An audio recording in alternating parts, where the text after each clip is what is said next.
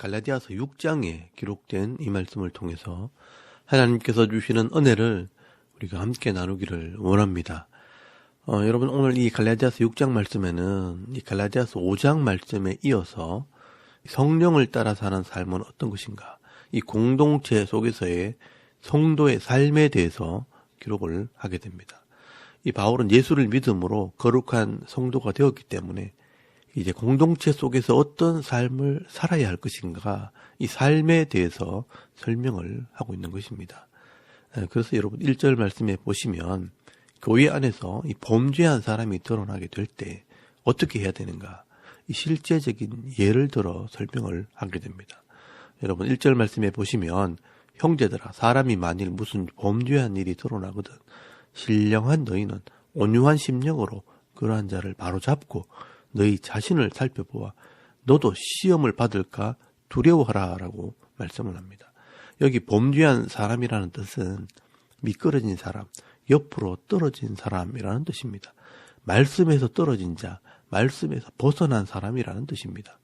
이 교회에서 함께 신앙생활을 하다가 잠깐 욕심에 치우쳐 실수하거나 거짓말한 것이 들통이 나거나 이 범죄한 사실이 드러나게 되면 어떻게 합니까?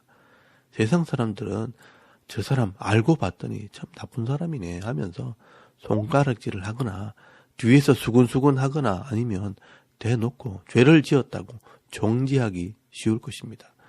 나는 다 옳은 사람이고 나는 다 거룩한 사람이고 저 사람만 죄인인 것처럼 지적을 할 수 있습니다. 그러나 이 바울은요, 성령을 따라 사는 사람들은 그렇게 하지 않는다는 것입니다. 여기 신령한 사람은 성령의 은혜가 있는 사람이라는 뜻입니다. 조금 더 구체적으로 말하면 성령을 통해 말씀을 깨달아 순종하는 사람을 말하는 것입니다.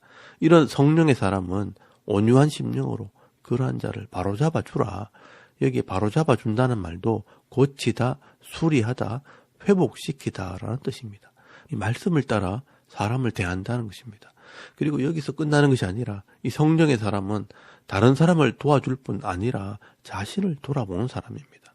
나도 똑같은 실수를 할 수 있고 나도 똑같은 죄인이라는 것을 인정하고 나 자신을 살펴보고 나도 시험에 들지 않도록 두려워하라라고 말씀을 합니다. 알고 보면 죄가 드러난 사람이나 나나 별반 다를 게 없습니다. 그 사람은 드러난 것이고 나는 드러나지 않았을 뿐이지 큰 차이가 없다는 것입니다. 그것을 우리가 인정을 해야 하는 것입니다. 그래서 2절 말씀에 보시면 내가 짐을 서로 지라 그리하여 그리스도의 법을 성취하라 라고 말씀을 하고 있습니다.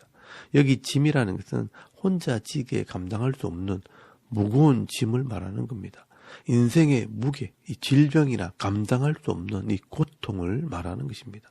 다른 성도가 어려움을 당하고 힘든 상황을 만나서 감당이 안 돼서 실족할 수도 있고 세상으로 빠질 수도 있습니다. 그럴 때 그 짐을 함께 져주라는 것입니다. 힘이 되어 주라는 것입니다. 그렇게 할 때 이 그리스도의 법이 이루어진다라고 말씀을 합니다. 여기 그리스도의 법을 이룬다는 것은 사랑의 법을 말하는 겁니다. 율법이 하나님을 사랑하고 이웃을 네 자신같이 사랑하는 것인데 이 다른 사람들이 어려움을 안다면 함께 그 짐을 져주어야 한다는 것입니다. 물질로 후원을 하든지 말로 위로하든지 손발로 섬기든지 기도해 주라는 것입니다. 우리가 이 성령의 인도를 따라 말씀대로 어려운 사람들을 도울 때 말씀이 이루어지는 것입니다. 그렇게 할 때 도움을 받는 사람들은 위로를 받고 도움을 주는 사람은 말씀대로 복을 받게 되는 것입니다. 그리고 이 남을 도와줄 때도 거만하게 교만하게 자기가 잘나서 남을 도와주는 것처럼 교만하지 말라고 말씀을 합니다. 여러분 3절 말씀에 보시면 만일 누가 아무것도 되지 못하고 된 줄로 생각하면 스스로 속임이라 라고 말씀을 합니다. 이 말씀은 이 성령의 인도를 따라 말씀대로 사랑을 베풀고 위로하고 도와주어야 하는데 자기 욕심으로 내가 자랑하려고 내가 잘난 척하면서 도와주면 결국 인간적인 자랑과 인간적인 위로밖에 안 되는 것입니다. 그래서 이 도움받는 사람은 도와주는 사람에게 감사하지 하나님께는 감사하지 않습니다. 이 하나님의 은혜를 모르는 것입니다. 또 이 도와주는 사람도 자기를 자랑하고 교만해지게 됩니다.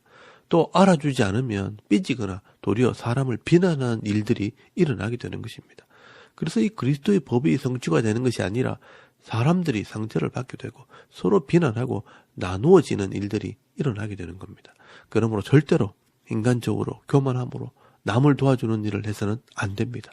성령의 인도를 따라 말씀대로 바로 잡아주고 말씀대로 짐을 져줄 때 피차가 복을 받게 되는 것입니다. 그리고 이 성령의 사람이라면 자기 할 일은 자기가 감당해야 합니다. 여러분 4절 말씀에 보시면 각각 자기의 일을 살피라라고 말씀을 합니다. 5절 말씀에도 각각 자기의 짐을 질 것이라 라고 말씀을 합니다. 여기에 자기 짐은 내가 감당할 수 있는 일을 말하는 겁니다. 앞에 나오는 이 짐은 내가 감당하지 못할 인생의 짐을 의미한다면 여기 짐은 내가 해야 할 일들, 사명을 말하는 것입니다.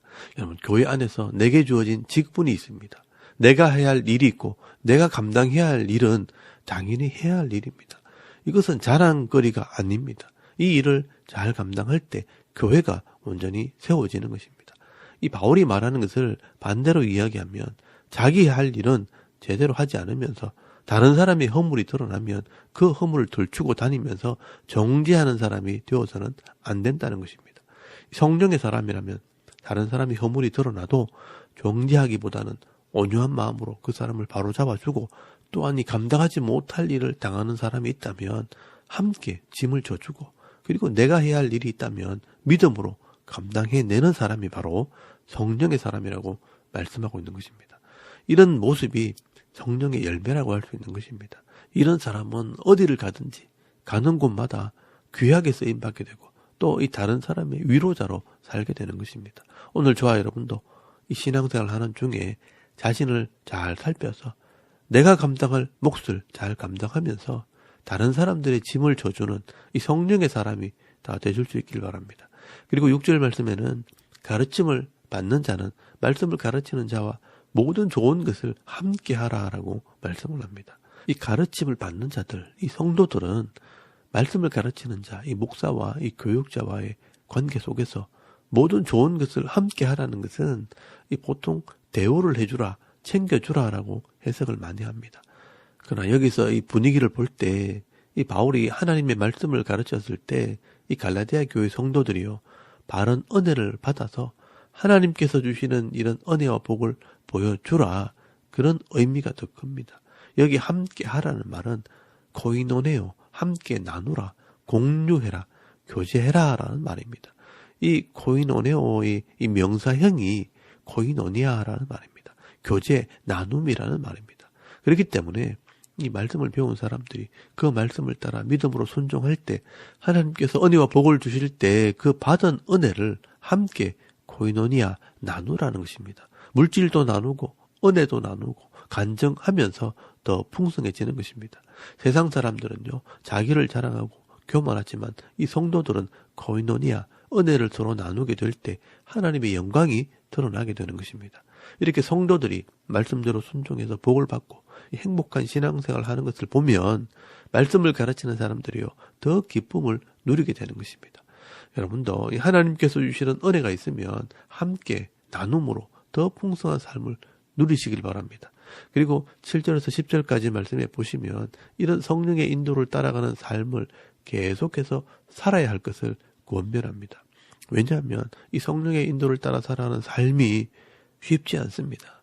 많은 사람들이 이렇게 하지 않습니다. 대부분 자기 욕심이나 자기 성격대로 말하고 행동하지 이렇게 말씀의 은혜를 따라 살아가려고 하는 사람이 많지 않기 때문에 이 분위기를 따라갈 가능성이 더 많습니다. 그러나 이 바울은요 이런 육신의 욕심을 따라 살지 말고 이 성령으로 심는 자가 되라라고 말씀을 합니다. 여러분 7절 말씀에 보시면 스스로 속이지 말라. 하나님은 업심여김을 받지 아니하시나니 사람이 무엇으로 심든지 그대로 거두리라. 자기 육체를 위하여 심는 자는 육체로부터 썩어질 것을 거두고 성령을 위하여 심는 자는 성령으로부터 영생을 거두리라. 우리가 선을 행하되 낙심하지 말지니 포기하지 아니하면 때가 이름에 거두리라 라고 말씀을 합니다. 이 바울은요 이 농사의 비유를 가지고 성령의 삶을 설명을 합니다. 쉽지 않지만 이렇게 성령의 인도를 따라 살게 되면 이 당장의 결실이 나타나지 않을지라도 영생을 거두게 될 것이라고 말씀을 합니다. 그래서 선을 행하되 낙심하지 말라. 때가 되면 거두리라 라고 격려를 하고 있는 것입니다. 말씀대로 살아도 쉽게 눈에 보이듯이 열매가 없을 수 있다는 것입니다. 그러나 이 말씀의 약속을 믿고 순종할 때 때가 되면 그 사람이 결국은 영생의 열매를 거두는 것입니다. 그래서 10절 말씀에는요. 모든 이들에게 착한 일을 하되 더욱 믿음의 가정에게 할지니라 라고 말씀을 합니다. 이 불신자들에게 전도와 선교를 위해서 선을 베풀어야 하지만 이 믿음의 가정들은 우리 가족이기 때문에 당연히 해야 할 일입니다. 오늘도 우리가 이 성령의 사람이라면 기도하는 중에 성령의 감동을 받아서 사람들을 섬기고 내가 해야 할 사명과 이 직분을 잘 감당함으로 성령을 위하여 심는 자가 되어서 다른 사람들이 누리지 못하는 이런 풍성한 삶을 누리며 살아가는 그런 믿음 있는 성도들이 다 되실 수 있기를 바랍니다. 그리고 11절에서 18절까지 말씀에는 이 바울의 마지막 경고가 기록이 되어 있습니다. 여러분 11절 말씀에 보시면 내 손으로 너희에게 이렇게 큰 글자로 쓴 것을 보라라고 말씀을 합니다. 여기서부터는 바울이 직접 글을 썼다고 말씀을 합니다. 이 바울이 눈이 좋지 않음에도 불구하고 이 큰 글자로 글을 쓴 것은 마지막으로 강조하기 위해서였습니다. 여러분 12절 말씀에 보시면 무릇 육체의 모양을 내려 하는 자들이 억지로 너에게 할례를 받게 하면 그들이 그리스도의 십자가로 말미암아 박해를 면하려 함뿐이라 라고 말씀을 합니다. 여기 육체의 모양을 내려 하는 자들은 할례 땅을 말하는 것입니다. 할례를 받아야 구원을 받는다고 주장하면서 이 할례를 강조하는 것은 이 유대인들의 박해를 피해 보려고 하는 꼼수라는 것입니다. 이 정작 할례를 받고 이 구원받은 성도가 되었다고 하면서 이 하나님 말씀을 하나도 지키지 않는다면 육체만 자랑하는 것이지 이 구원받은 성도가 아니라고 말씀하는 것입니다. 그래서 이 바울은요, 나는 육체를 자랑하는 것이 아니라 예수 그리스도의 십자가를 자랑한다라고 말씀을 합니다. 여러분 14절 말씀에 보시면 그러나 내게는 우리 주 예수 그리스도의 십자가 외에 결코 자랑할 것이 없으니 그리스도로 말미암아 이 세상이 나를 대하여 십자가에 못 박히고 내가 또한 세상에 대하여 그러하니라 라고 말씀을 합니다. 그리고 17절 말씀에는 내가 내 몸에 예수의 흔적을 지니고 있노라 라고 말씀을 합니다. 이 바울은 할례의 표가 중요한 것이 아니라 이 복음을 위해 예수 그리스도의 말씀을 순종하기 위해서 고난받는 흔적이 더 중요하다는 것입니다. 여러분 이것이 바로 바울의 자랑거리가 되는 것입니다. 이것이 바울의 신앙이고 성도들에게 가르치고 싶었던 말씀입니다. 이 구원은 예수 그리스도의 십자가를 믿음으로 받기 때문에 내 행위와 육신을 자랑하기보다는 자랑하려면 예수를 자랑하고 이 복음의 열매, 성령의 열매를 자랑해야 하는 것입니다. 그러므로 오늘도 이 바울의 신앙을 우리가 본받아서 이 예수님을 자랑하고 이 복음의 열매, 이 성령의 열매를 자랑하며 살아가는 저와 여러분의 이런 영적인 삶의 모습이 되실 수 있기를 주의 이름으로 축원합니다. 아멘. 우리 잠깐 기도드리겠습니다. 오늘도 이 성령의 인도를 따라 살게 하시고 예수님을 자랑하는 성도가 되게 하옵소서. 이 나라와 민족을 위해 섬기는 교회와 사역자들과 여러분의 가족들을 위해서 또 개인의 기도 제목을 따라 기도하고 오늘 하루 삶을 또 시작할 수 있길 바랍니다. 다 같이 우리 하나님께 한번 기도드리겠습니다. 살아계신 하나님, 오늘을 참 감사합니다. 오늘 이 아침에 우리가 하나님을 예배해